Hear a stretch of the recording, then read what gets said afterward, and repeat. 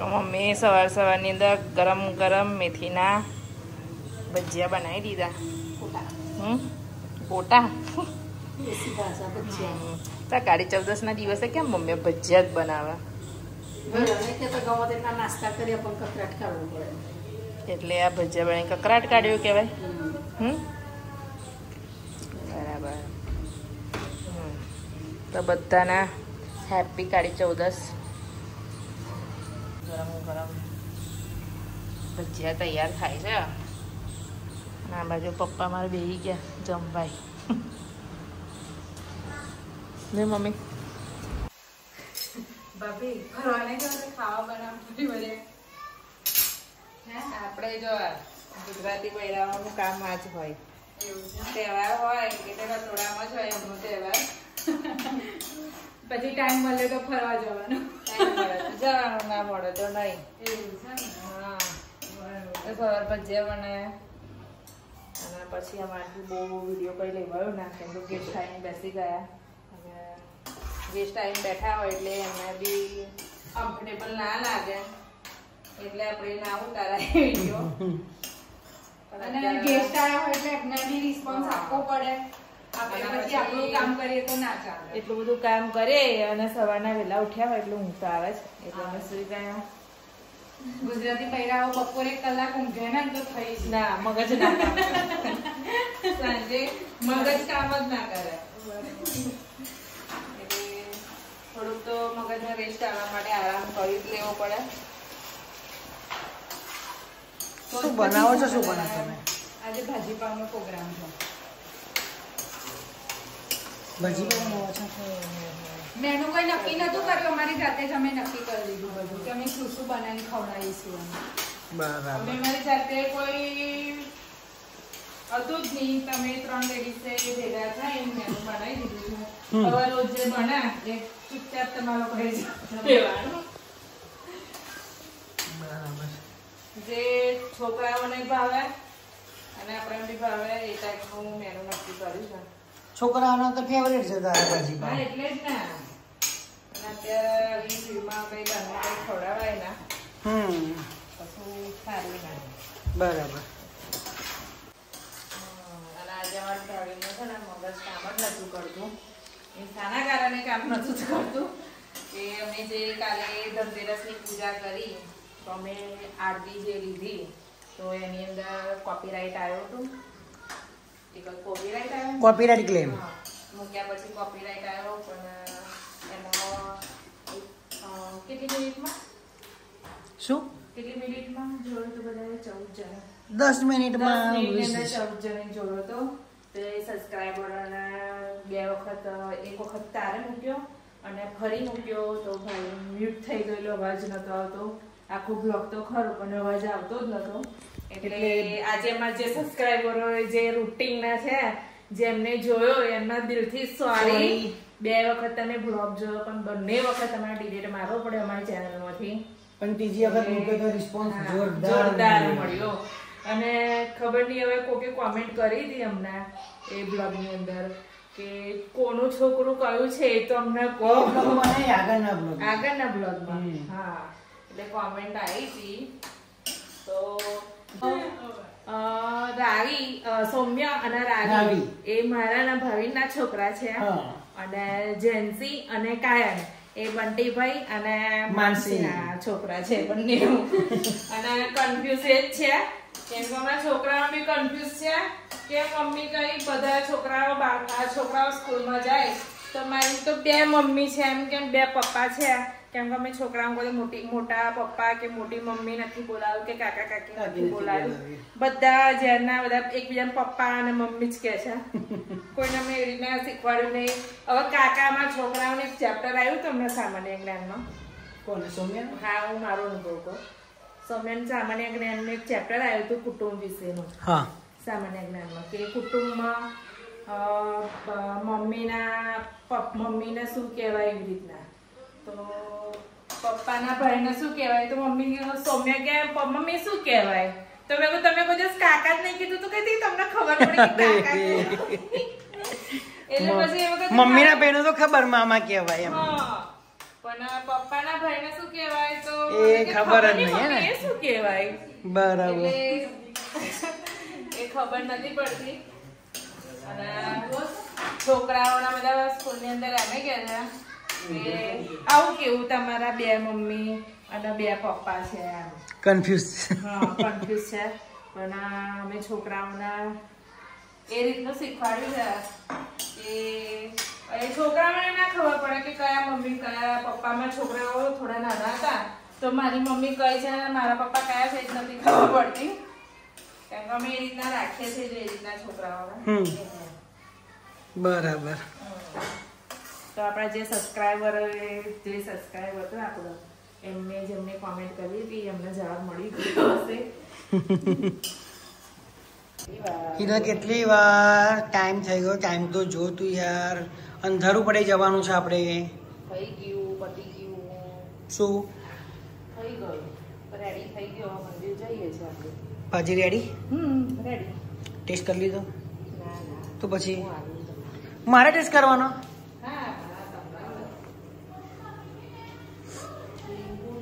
અંદર પડી ગયો તો એ બધા હિરલ અંદર કેનની શોધે છે શું લીંબુ ના બીજો શોધું છે મશીનથી કર્યું હા પણ આનો અંદર જતો નહીં મળતો ના કોકના ખાવામાં આવશે તો મળી જશે યાદ કરશે જેના બી ખાવામાં આવે હા યાદ કરશે બરાબર જોરદાર સ્મેલ આવે છે હિરલ હજુ તો ખાના બાકી રહ્યા જાના બાકી ખાના બાકી હતું ઓકે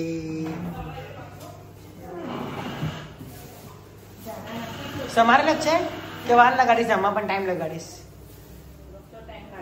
અરે યાર હજુ તો મેઇન ટાઈમ તો છોકરાઓને રેડી કરવાનું થશે મારે સમય રેડી થશે છોકરાઓને રેડી કરવાનું છોકરાઓને રેડી કરવામાં ઓકે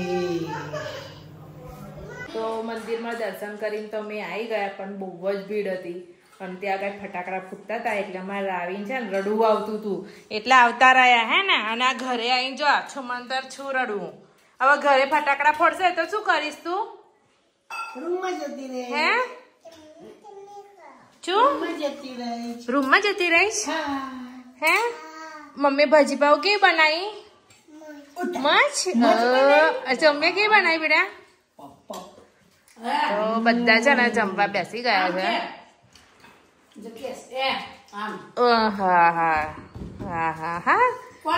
છે કોને ભાવે એમ કે છે બા રાનું ભાવે છે હે અને તને બેટા જેન્સી હવે શું કરવાનું ખાઈ પછી ફટાકડા ફોડવાના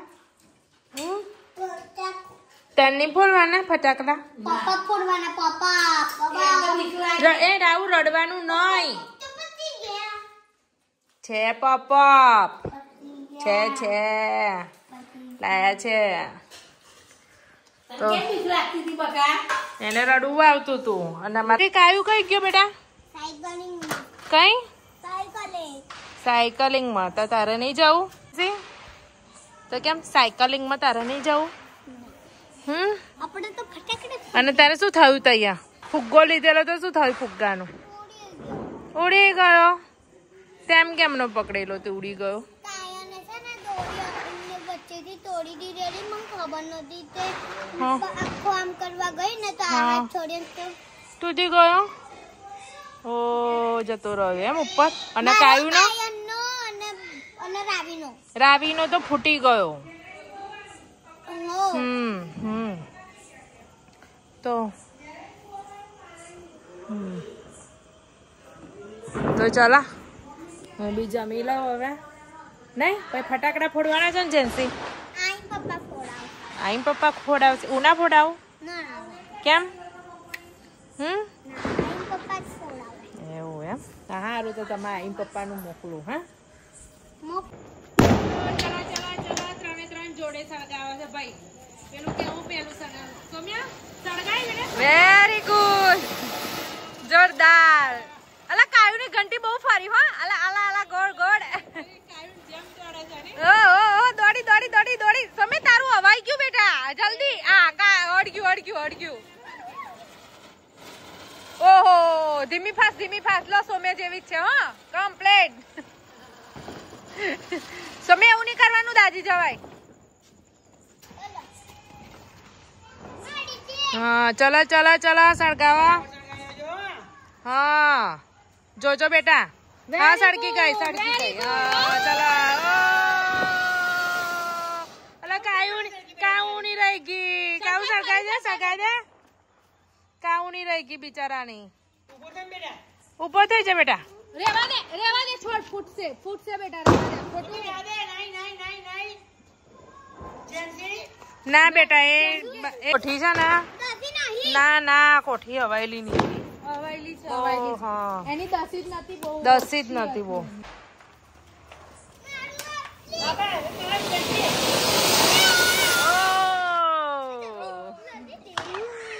તો કાલે ઘર આ કોઠી છે ને ફૂટી હતી એટલે મને બહુ બીક ભેગી છે એટલે આ લોકો દારૂખાનું ફોડે છે પણ મારો જીવ ચરે છે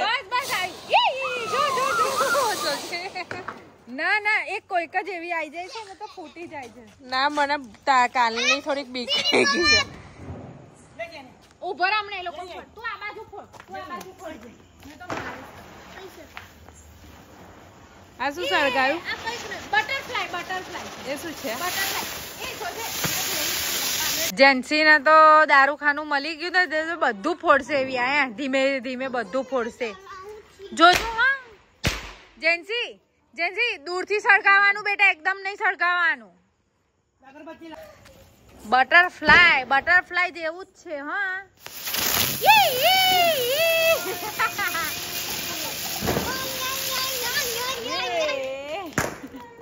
જેન્સી બેન બટરફ્લાય સળગાવે છે જેન્સી બેન ધીમે રહીને જોજો બટરફ્લાય કૂદશે આ તો કબૂતર બોલે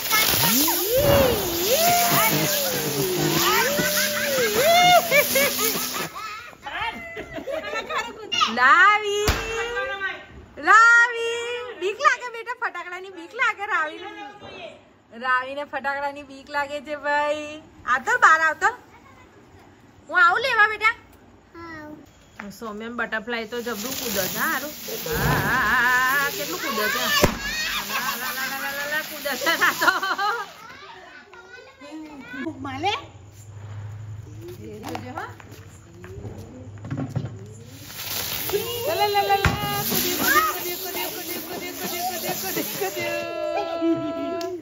નંખીને ફોડે છે યાર બાપા શું તું તો કેટનો પેલી ડોલ નીચે મેલી ફોડતો તો ફોડ્યો અને હવે આ તો ભૂતી જો કૂતું જેન્સી તા જોડે ના આવી જાય હે જેન્સી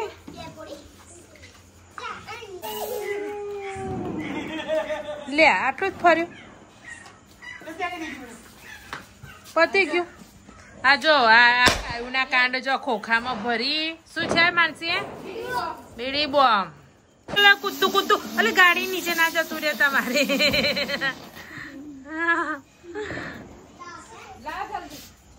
અને આ શું કરે છે હવે પૂઠા હરગાઈ જોઈ ગઈ જો મમ્મા મૂકે જો અમારે આવીને છે બહુ જ બીક લાગે છે જો મમ્માએ શું ચલગાયું જો એ મસ્તી છે ને અડવિતરી મસ્તી હોય છે આ જો કેનના પેલી કોઠી સળગેલી છે ને એની અંદર બીડી બોમ્બ નંખીને સળગાવતા હતા કેનનો પેલો ડોલ નીચે સળગાવતો હતો ને માનસી ડોલની નીચે સળગાવતો હતો અને પછી ખોખામાં સળગાવ અને એ કોઠીની હાલત તો જો કરી બતાય તો બેટા કોઠી બતાય તો કાયું બતાય જો ના મારી જોડે ના લાવીશ તું મને બીક લાગે છે એ ફૂટે તો અને આ લોકોની મસ્તીનો તો એન્ડ આવવાનો નહીં શું કેવું માનસી જો આ હાલત જો આ કોઠીની હાલત કેવી કરી આવું કરવાનું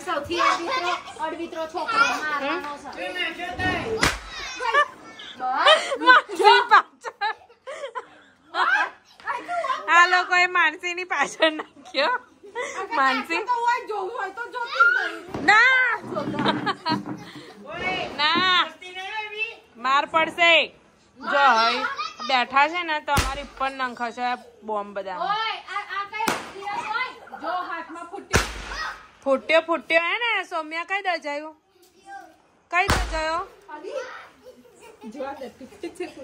તો આ તો ખરાબ તો મસ્તી પૂરી થવાની નહીં હવે અમે તો કંટાળી ગયા એટલે અમે બી એ ગાડી બ્લોગને એન્ડ લાવીએ છીએ તો આજનો અમારો બ્લોગ સારો લાગ્યો હોય તો લાઈક શેર સબસ્ક્રાઈબ કરજો બાય